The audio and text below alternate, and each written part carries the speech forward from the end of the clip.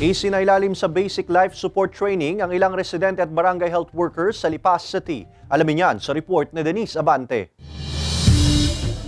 Nasa 50 mga kalahok na binubuo ng mga tricycle drivers, barangay health workers at ilang bystanders ang nakilahok sa isinagawang Mass Cardiopulmonary Resuscitation o CPR bilang Basic Life Support Workshop sa lungsod ng Lipa. Layo nito na mabigyan ng kaalaman ng mga residente, lalo na ang mga posibleng first responders sakaling magkakaroon ng insidente sa kani-kanilang mga lugar. Kasi ngayon, tumataas na po ang incidence ng cardiovascular diseases. Yan ang number 1 killer natin ngayon.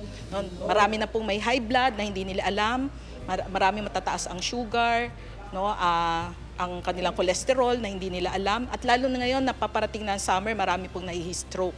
So may pagkakataon po na basta na lang nahihimatay, nawawalan ng pulso, at maraming nakaka-witness na hindi alam ang gagawin. Ang grupo ng mga tricycle driver na ito sa Lipa, minsan na raw nakaranas ng pagkasawi ng isang kasamahan dahil walang marunong mag-CPR. Malaking bagay daw para sa kanila ngayon na kahit papaano ay nagkakaroon na sila ng kaalaman sa pagliligtas ng buhay. Ay, dati po hindi po namin alam kung anong gagawin namin, kaya natatakot po kami kung baka po lalong lumala ang sitwasyon ng tao. Wala po kami nagawa. Pero ngayon po may kaunting natutunan po kami sa first aid para po meron kami ng idea para sa tulong sa kapwa na nangangailangan. In case po na mangyari siya anytime, anywhere, marami pong pwedeng tumulong kasi marami na pong natuto ng CPR. Isa pa po yung magkaroon po lahat ng AED sa mga malls, yun